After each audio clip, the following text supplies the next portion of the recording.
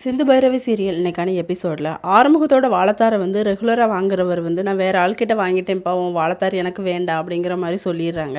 நீ 30 லட்சம் கேட்ப, ஆனால் எனக்கு 20 லட்சத்துலேயே வாழைத்தார் கிடச்சிட்டு நீ வேறு ஆள்கிட்ட பார்த்துக்க, இனிமேல் நான் உன்கிட்ட வாங்க மாட்டேன், அந்த ஆள்கிட்டே வாங்கிக்கிட்டேன் அப்படிங்கிற மாதிரி சொல்லிடுறாங்க.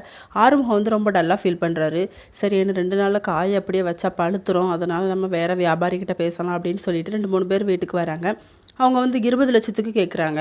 அப்போ ஆறுமுகத்தோட சித்தப்பா வந்து இப்போ ரொம்ப கம்மியாக இருக்குது, நம்ம வேறு ஆள்கிட்ட கேட்டு பார்க்கலாம் அப்படிங்கிற மாதிரி சொல்கிறாங்க. உடனே ஆறுமுகம் வந்து இதை விட விலை குறைச்சி அதிகம் கேட்பாங்க, அதனால நம்ம வந்து இவங்ககிட்டே கொடுத்துடலாம் அப்படிங்கிற மாதிரி சொல்லிட்டு அதையே ஃபிக்ஸ் பண்ணிடுறாங்க.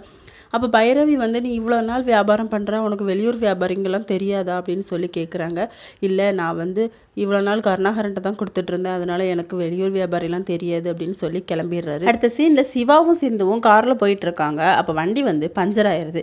ஸ்டெப்னி மாற்றணும் அப்படின்னு சொல்லி பார்த்தா ஜாக்கி இல்லை. அதனால் வண்டியை நிறுத்தி பார்க்குறாரு, யாருமே நிப்பாட்டலை. சிந்து தான் சொல்கிறாங்க, நான் நிப்பாட்டி பார்க்குறேன் பாரு, நீ காரில் உட்காரு அப்படின்னு சொல்லி. அவங்க நிப்பாட்டினோடனே ஒருத்தர் வந்து இறங்கி வராரு. நானே மாற்றி தரேன் அப்படின்னு சொல்லிட்டு ஸ்டெப்னி எல்லாமே மாற்றி தராங்க. அப்போது வந்து நீங்கள் தனியாக தான் வந்தீங்களா அப்படின்னு சொல்லி கேட்கும்போது, இல்லை என் ஹஸ்பண்ட் வந்திருக்காரு அப்படின்னு சொல்லி அவரும் காரை விட்டு இறங்குறாரு. நல்ல ஆள் தாம்மா நீங்கள் 2 பேரும் அப்படின்னு சொல்லிட்டு அவர் போகிறாரு. இதோட இன்னைக்கான எபிசோட் முடியுது.